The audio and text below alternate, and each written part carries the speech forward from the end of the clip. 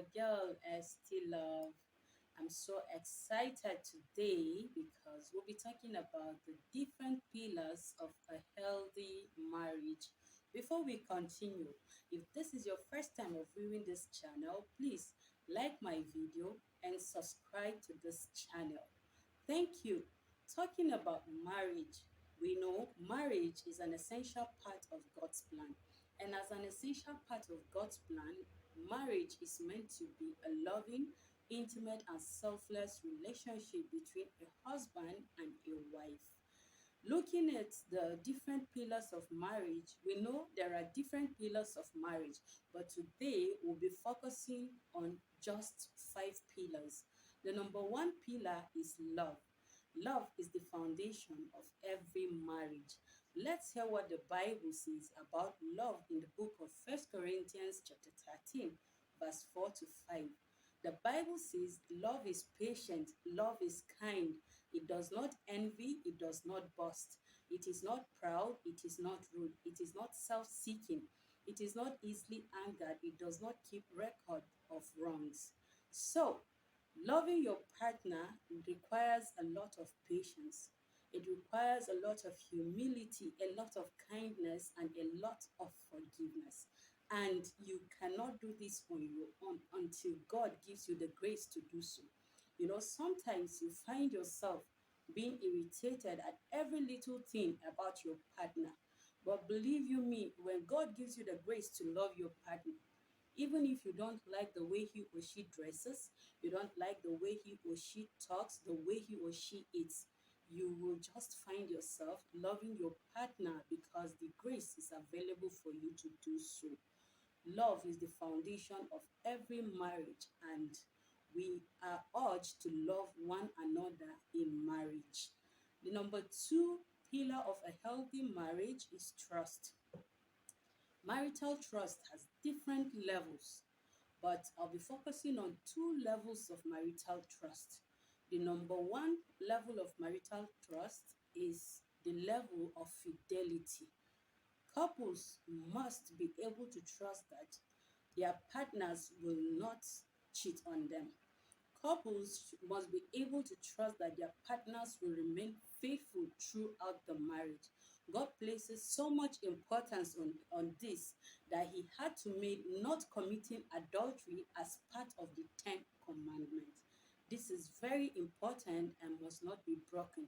And that is why marriage is supposed to be sacred. In fact, marriage is meant to be sacred.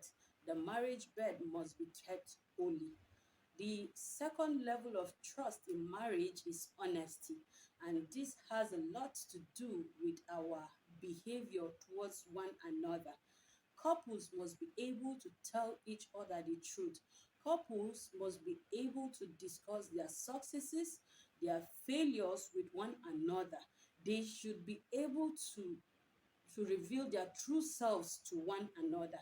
No matter what, couples must or should be able to discuss how they feel, talk about what they think with each other. So that trust must be there. If trust is not there, then there are so many challenges that will come up in a marriage. So trust should not be broken in a marriage. The number three pillar that I want us to talk about is respect. The pillar of respect.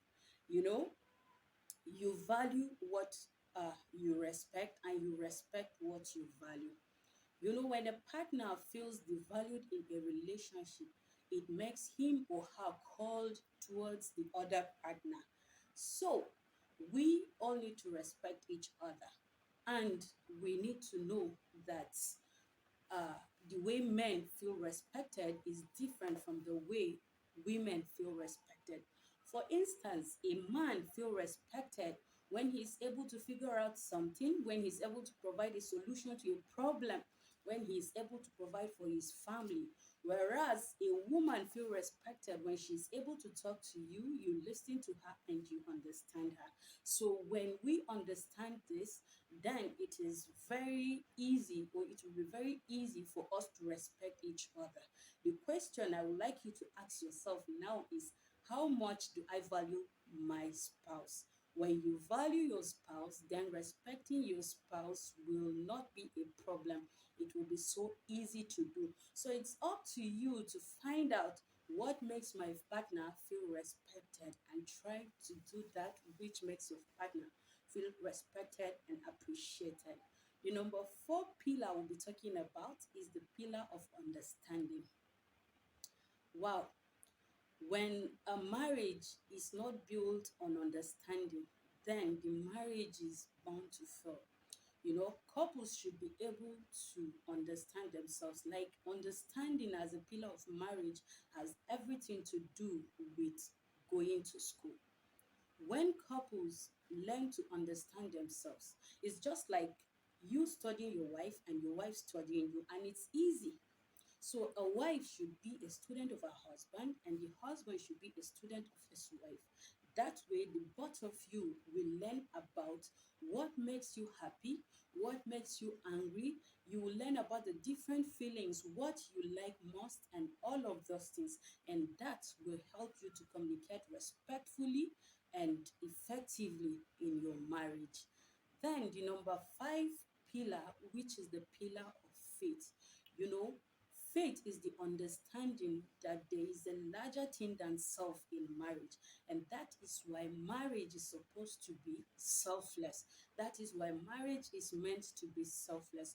For two people of faith who looks at marriage, the ideal of marriage as God intends it to be, you'll find yourself walking a journey of marriage that is most fulfilling than every other earthly relationship. So your faith should be on God. When you have faith in God on your marriage, you will see your hope for a beautiful marriage will increase.